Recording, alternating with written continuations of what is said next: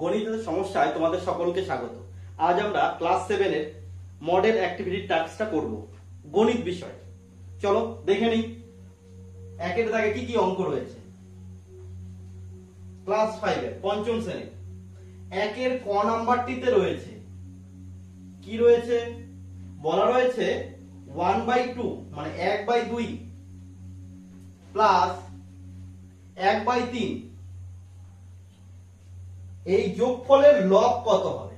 এই যোগফলের লব, তা যোগফলের লব মানে কি? যোগ করতে গেলে আমাদের হচ্ছে হলো আগে কি করতে হবে, 2 আর 3 এর লসাগু করতে হবে। 2 আর 3, 2 আর 3 এর লসাগু তো যায় না, তাহলে কি করব আমরা 2 আর 3 কে গুণ করে দেব, তাহলে কত হয় 6 হয়। তাহলে লসাগু কত পেলাম 6। তাহলে এবার কি করবে, এই 2 দিয়ে 6 কে ভাগ করবে, থাকবে কত, 2 দিয়ে 6 কে ভাগ করলে 3 হয়। 3 দিয়ে উপরের 1 কে গুণ করবে, এই 2 এর উপরে 1 কে গুণ করবে, তাহলে 3 অক্ষে 3 যোগ যোগ চিহ্ন রয়েছে দিয়ে দিলাম।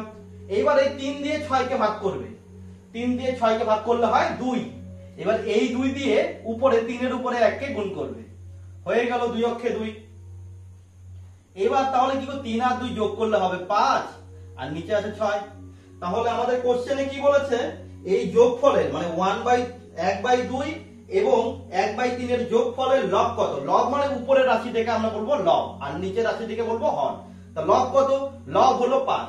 তাহলে আমাদের অ্যানসার কত হবে? এখানে অ্যানসার হবে কত? C number. আমরা এইভাবে লিখবো,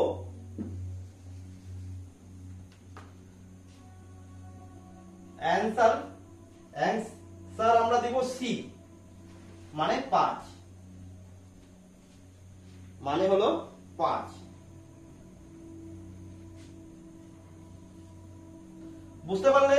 তাহলে হলো আমাদের একের ক নাম্বারের উত্তরটি হয়ে গেল। এবার আমরা একের খ নাম্বার অঙ্কটি করব।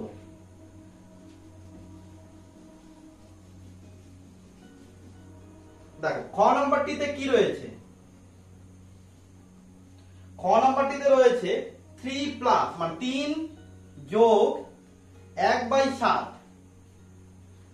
এই যোগের কি বলেছে, সমান মিশ্র ভগ্নাংশটি।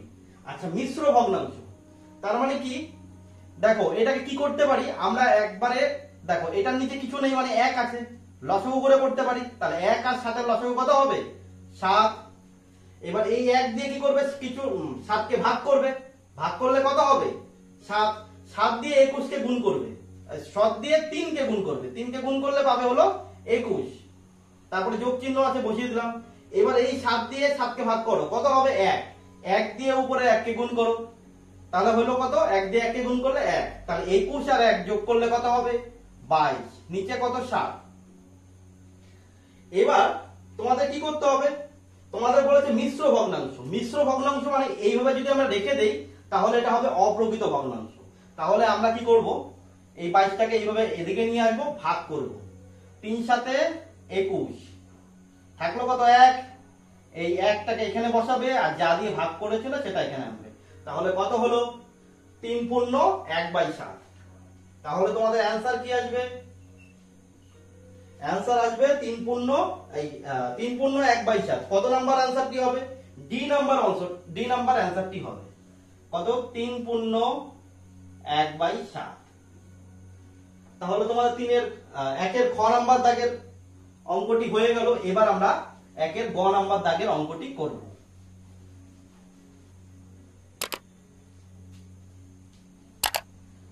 দেখো গ নাম্বারটিতে কি রয়েছে, সমান 100 ভাগের 5 ভাগ, সমান 100 ভাগের 5 ভাগ। তার মানে আমরা কি লিখতে পারি, আমরা লিখতে পারি এখানে 100 ভাগের 5 ভাগ, তো নিচে লিখবো আমরা কত 100 আর উপরে লিখবো 5। এই ভাগটা যখন শূন্য দিয়ে ভাগ করবে তখন দেখো এখানে কটা শূন্য আছে, দুটো শূন্য। তাহলে কি করবে, উপরের সংখ্যা 2 ঘর আগে দশমিক বসাবে। ঠিক আছে, দেখো এটা 1 ঘর, আরেকটা শূন্য বসিয়ে আমরা আরেক ঘর বানালাম, 2 ঘর, দুটো শূন্য আছে বলে। এবারে আমরা কি করলাম, দশমিক বসালাম আর দশমিকের আগে একটা শূন্য বসালাম। তাহলে দেখো আমাদের অপশনে কি আছে, এটা হবে 0.05। আমাদের কি এরকম অপশন আছে? 0.05 বা 0.005, আর কি আছে 0.5, 0.05, একটা আছে 0.05। ওই অপশনটি হবে, সামনে শূন্য দেয়নি, তাহলেও কোনো অসুবিধা নেই, আমাদের হবে বি নাম্বার উত্তর 0.05। এই যে 0.05, এই উত্তরটি হবে অ্যান্সার। 0.05 কত নাম্বার আছে? B number. 0.05। তাহলে একের গ নাম্বার অঙ্কটি হয়ে গেল। এরপরে আমরা ঘ নাম্বার অঙ্কটি সলভ করব।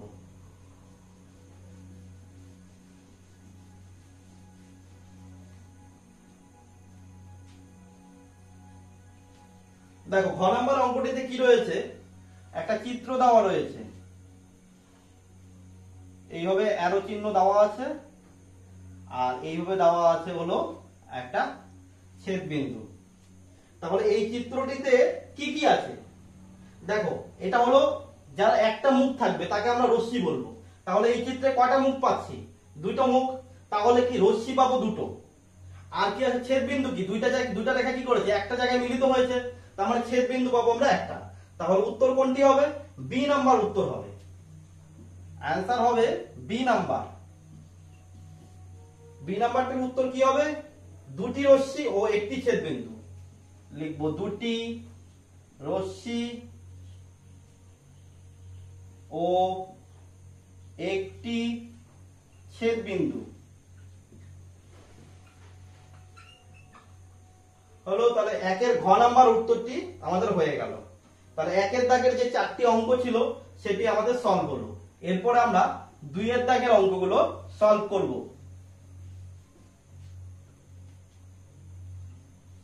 দেখো দুইয়ের ক নাম্বারটা, দুইয়ের ক নাম্বারে আমাদের করতে বলেছে সত্য মিথ্যা। 6/15 লঘিষ্ঠ আকার। 6/15 লঘিষ্ঠ আকার মানে কি? ছোট আকারে পরিণত করা। দেখো 3 দিয়ে এটাকে ভাগ করা যায়, 3 দিয়ে 6 কে ভাগ করলে কত হবে? 2। 3 দিয়ে 15 কে ভাগ করলে হবে 5। তাহলে লঘিষ্ঠ আকার করে আমরা কত পেলাম? 2 উপরে আর নিচে পেলাম 5। আমাদের কি অপশনে এরকম আছে? আমাদের অপশনে আছে হচ্ছে 3/5। তাহলে এটা কি হবে অ্যান্সার? এটার অ্যান্সার হবে মিথ্যা। অ্যান্সার হয়ে যাবে মিথ্যা।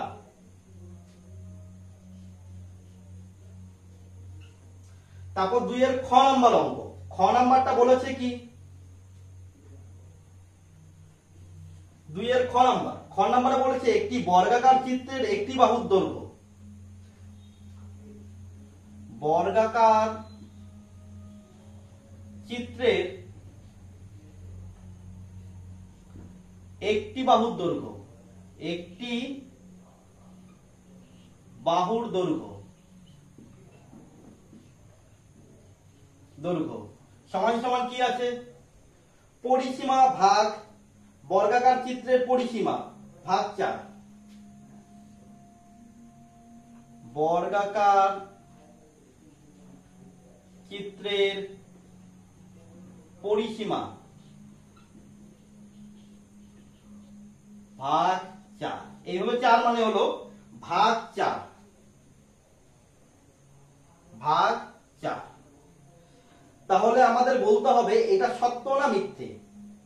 বর্গাকার চিত্রের বর্গক্ষেত্রের পরিসীমাকে যদি 4 দিয়ে ভাগ করি তাহলে অবশ্যই কি পাবো? একটি বাহুর দৈর্ঘ্য পাবো। এটা কি রয়েছে? অ্যান্সার রয়েছে সত্য। সত্য। এইভাবে আমরা অ্যান্সারটা করে দেবো। আগেরটা হয়েছিল মিথ্যে ক নাম্বারটা, এবং খ নাম্বারটা কি হয়েছে? খ নাম্বারটা হবে সত্য। এবার তাহলে দুইয়ের ক খ আমাদের হয়ে গেল। আমরা পরবর্তী অঙ্কগুলোর দিকে এগিয়ে যাব।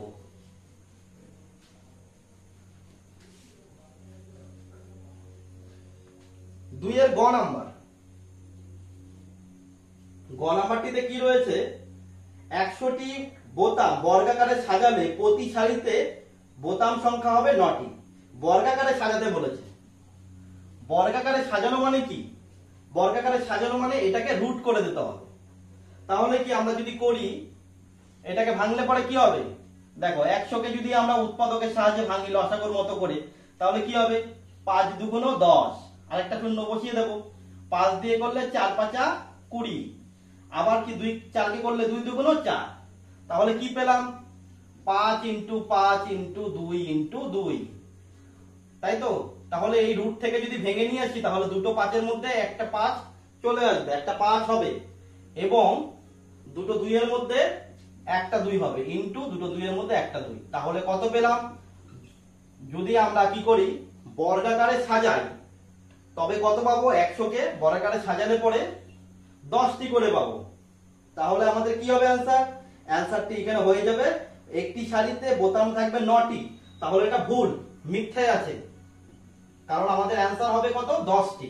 তাহলে হবে মিথ্যা। তাহলে 2 এর গ নাম্বারটি আমাদের হয়ে গেল। এরপরে 2 এর খ নাম্বার অঙ্কটি আমরা করব।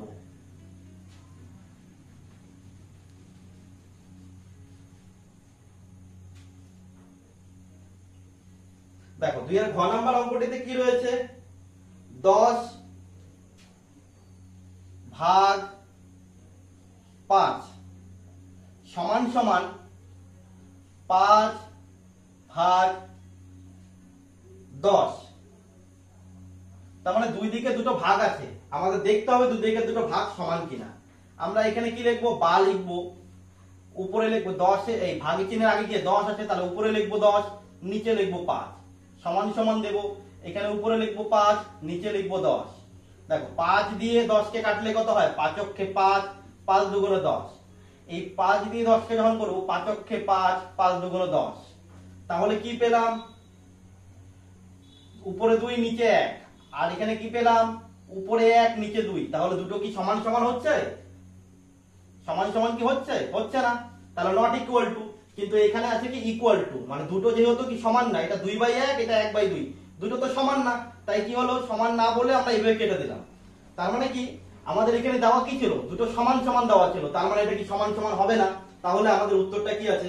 ভুল দেওয়া আছে, সমান সমান হবে না। তাহলে এটা লিখবো আমরা হলো মিথ্যা। তাহলে 2 এর ঘয়ের দাগের অঙ্ক পর্যন্ত আমাদের হয়ে গেল। এরপরে 3 নাম্বার ছকটি আমরা পূরণ করব। 3 নম্বরে একটি ছক দেওয়া আছে 3 নাম্বার প্রশ্নে। এই ছকটি তোমাদের ভিডিওর স্ক্রিনে শো করবে, তোমরা দেখে নিয়ে সেটি বুঝতে পারবে ভালো মতো। দেখো 3 এর একটা ক স্তম্ভ, মানে ক এর সাইড, একটা হচ্ছে হলো খ এর সাইড। কি বলেছে? সরল রেখা,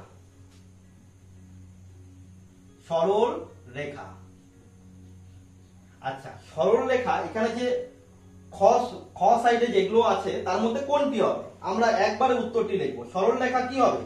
সরল রেখা দুটি প্রান্ত বিন্দু আছে, না প্রান্ত বিন্দু নেই, নাকি একটি নির্দিষ্ট বিন্দুগামী হবে, নাকি একটি প্রান্ত বিন্দু আছে? যেহেতু সরল রেখা, তাহলে কি হবে? কোনো প্রান্ত বিন্দুই নেই। তাহলে আমরা লিখবো কি হবে? প্রান্ত বিন্দু নেই, প্রান্ত বিন্দু নেই। এবং কয়ের সাইডে আবার কি রয়েছে? সরল রেখাংশ। এবার সরল রেখা না, সরল রেখাংশ, সরল রেখাংশ। সরল রেখাংশের কি হবে? সরল রেখাংশের দুটি প্রান্ত বিন্দু থাকবে। কি থাকবে? দুটি প্রান্ত বিন্দু আছে, দুটি প্রান্ত বিন্দু আছে। তারপরটি কি আছে? রশ্মি, র তালিবস্ময় রশ্মি, রশ্মি। আচ্ছা, রশ্মির কি হবে? রশ্মির একটি প্রান্ত বিন্দু আছে। রশ্মি মানে কি? সূর্য। তাহলে সূর্য থেকে কি আলো কি একটি নির্দিষ্ট দিকে আসছে? তাহলে কি হবে? একটি প্রান্ত বিন্দু আছে। বা টর্চের লাইট, টর্চের লাইটে কি সামনের দিকে আলোটা যাচ্ছে, পেছনের দিকে তো যাচ্ছে না এইভাবে। তাহলে কি বলবো? আলোর এখানে দিক কয়টি হবে? একটি, আসার দিক হবে একটি। তার মানে প্রান্ত বিন্দু আছে কি কয়টি? রশ্মিতে হবে একটি প্রান্ত বিন্দু আছে, একটি প্রান্ত বিন্দু আছে। তারপরেরটি কি রয়েছে? সমবিন্দু সরল রেখা, সমবিন্দু সরল রেখা, সরল রেখা। এটি কি হবে, এখানে বলতে হবে এটি একটি নির্দিষ্ট ছেদ বিন্দুগামী সমবিন্দু সরল রেখা। মানে কি, একটা বিন্দু দিয়ে কি হবে যে অনেকগুলি সরল রেখা যাবে, সমবিন্দু সরল রেখা। তাহলে একটি নির্দিষ্ট ছেদ বিন্দুগামী, একটি নির্দিষ্ট ছেদ বিন্দুগামী। তাহলে এখানে 3-এর দাগে যে ছকটি ছিল সেই ছকটি আমরা পূরণ করে নিলাম। এরপরে আমরা কি করব, 4-এর দাগের অঙ্কটি সলভ করব।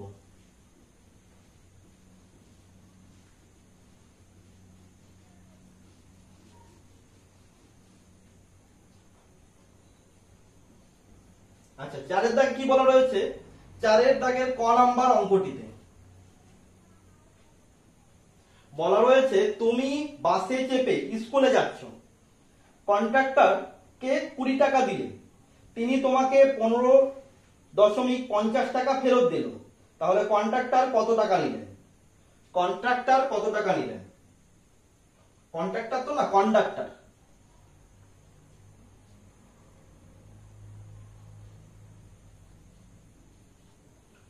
কন্ডাক্টর টাকা নিলেন। তুমি কত টাকা দিয়েছিলে? 20 টাকা দিয়েছিলে। উনি তোমাকে কি করলেন? 15.50 টাকা ফেরত দিয়ে দিল। তাহলে তিনি কত টাকা নিলেন? কত টাকা নিলেন? 4.50 টাকা। এই বিয়োগটি আমরা কিভাবে করলাম, আমি এই বিয়োগটি তোমাদের সাইডে দেখাচ্ছি। 20 মানে কি, দশমিক দিয়ে আমরা প্রয়োজন মতো যতগুলি খুশি শূন্য বসাতে পারি। আমরা এখানে দেখলাম দশমিকের পর দুটো ঘর, তার জন্য কি করলাম, এখানে কোনো দশমিক নেই 20-তে, তাহলে 20 লিখে দশমিকের পর আমি দুটো শূন্য বসিয়ে দিলাম। আর এখানে কি, দশমিকের নিচে দশমিক বসালাম, আর দশমিকের পরে আছে 5 মানে 5 আর 0, আর দশমিকের আগের ঘরে কত রয়েছে? 5 এবং তার আগের ঘরে রয়েছে 1। এবার বিয়োগ করে দেই, 0 থেকে 0 বাদ দিলে 0। এটাকে, এই শূন্যটাকে আমরা কত ধরবো? 10 ধরে নেব। 10-এর থেকে 5 বাদ দিলে হবে 5। দশমিক বসিয়ে দিলাম, এই 10 ধরেছি, এখানে হাতের 1 চলে আসবে। তাহলে এটা কি হয়ে যাবে? 10-এর থেকে 6 বাদ, তাহলে কত হবে? শূন্যটাকে 10 ধরে নিলাম, 10-এর থেকে 6 বাদ দিলে হবে 4।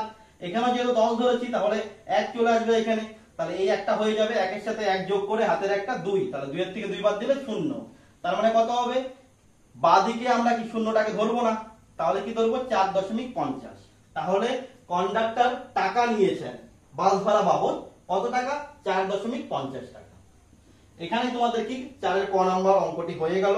এরপরে আমরা 4-এর খ নাম্বার অঙ্কটি করব।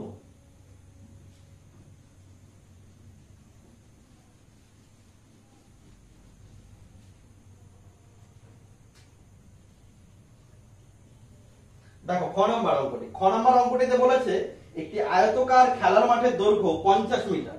তাহলে কি হবে? দৈর্ঘ্য কত দেওয়া আছে? দৈর্ঘ্য দেওয়া আছে 50 মিটার। আর কি দেওয়া আছে? প্রস্থ দেওয়া আছে 30 মিটার, দেওয়া আছে 30 মিটার। এবং এই খেলার মাঠটি কিরকম খেলার মাঠ? আয়তকার খেলার মাঠ। এবং যেহেতু দৈর্ঘ্য এবং প্রস্থের মাপ আলাদা আছে, তার মানে বুঝে এখান থেকেই বোঝা যাচ্ছে এটা আয়তকার খেলার মাঠ। আচ্ছা, তোমাদের কি চাইছে বের করতে? যে চারপাশে প্রাচীর দেবে। তার মানে মনে করো এরকম একটা চিত্র, এটা তোমাদের খেলার মাঠ। দৈর্ঘ্য কত? দৈর্ঘ্য হলো 50, এটাও 50।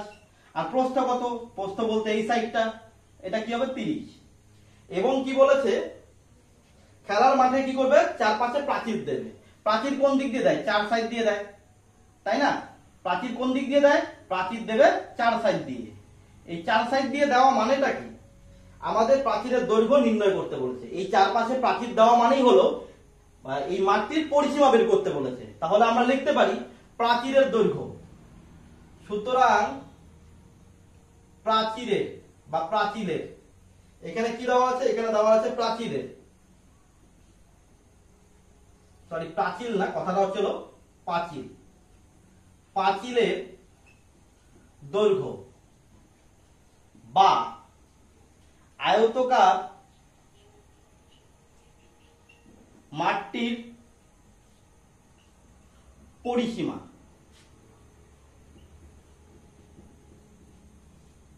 সীমার দৈর্ঘ্য। তাহলে আমরা কি লিখলাম কথাটা? প্রাচীরের দৈর্ঘ্য বা হচ্ছে আয়তকার মাঠটির পরিসীমার দৈর্ঘ্য। আচ্ছা, আয়তকার মাঠের পরিসীমার দৈর্ঘ্যের সূত্র কি? 2 ইনটু দৈর্ঘ্য বা 2 কমন নিয়ে দৈর্ঘ্য প্লাস প্রস্থ। আচ্ছা, 2 লিখলাম। আচ্ছা, কমন নিয়ে 2 কমন নিয়ে দৈর্ঘ্য কত ছিল? 50 মিটার, 50 প্লাস প্রস্থ কত? 30 হয়ে গেল। তাহলে 2 আর 50 আর 30 যোগ করলে কত হবে? যেহেতু যোগ আছে 80, তাহলে 2 এর সাথে 80 গুণ, তাহলে কত হবে? 2 দিয়ে 80 কে গুণ করলে 50 30 80, এখানে 80। তাহলে 80 দুগুণে 8 দুগুণে কত? 16 লিখে দিলাম, এই শূন্য বসিয়ে দিলাম। তাহলে কত হবে? 160 মিটার। অবশ্যই এককটা দিতে হবে। কি হবে? মিটার। যদি এককটা না দিই তাহলে আমাদের কি হবে? অঙ্কটি পুরো কাটা চলে যাবে। তাহলে 2 এর ক্ষয়ের দাগে আমাদের উত্তর কত হলো? 160 মিটার। এখানে পাঁচিলের দৈর্ঘ্য বলতে আয়তকার মাঠের পরিসীমার দৈর্ঘ্যের কথা বলা রয়েছে। তাহলে তোমাদের 4 এর খ নাম্বার হয়ে গেল। এবার 4 এর গ নাম্বার অঙ্কটি আমরা সলভ করব।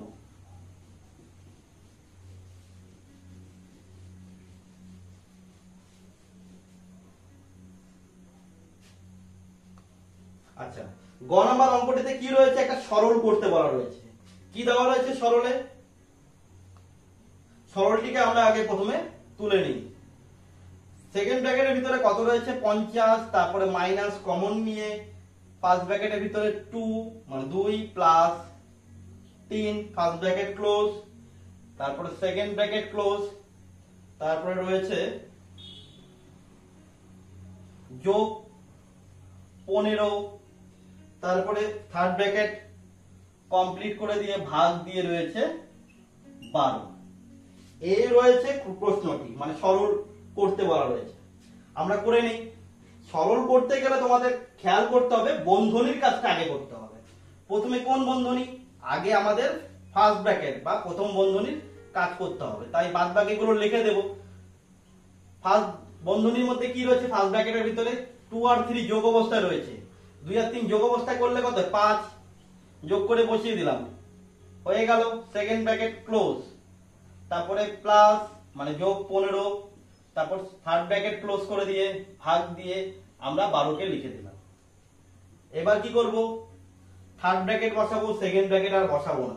50 থেকে 5 বার কত হবে? তাহলে 45 লিখে ফেললাম, তারপর যোগ 15, তারপর থার্ড ব্র্যাকেট বসিয়ে দিলাম, তারপর ভাগ দিয়ে লিখে দিলাম 12, হয়ে গেল। এবার কি করব? 45 আর 15 যোগ করলে কি হবে? যোগ যেহেতু রয়েছে তাহলে হবে তোমাদের 60 ভাগ 12। এবার তোমরা 60 কে 12 দিয়ে ভাগ করলে হবে 5, বা 12 ঘরের টেবিলটা যদি তোমরা করো তাহলে 5 12 হলো 60। তাহলে 60 কে 12 দিয়ে ভাগ করলে হবে 5। এখানে তোমাদের 4 এর গ নাম্বার দাগে অঙ্কগুলি কমপ্লিট হলো। এবং তোমাদের এই সেপ্টেম্বর মাসের অঙ্কগুলো যেগুলো ছিল মডেল অ্যাক্টিভিটি টাস্কের, সেই অঙ্কগুলো আজ আমরা সলভ করে নিলাম। তাহলে পরের ক্লাসে তোমাদের পরের ভিডিওর সাথে আলাপ হচ্ছে। ঠিক আছে।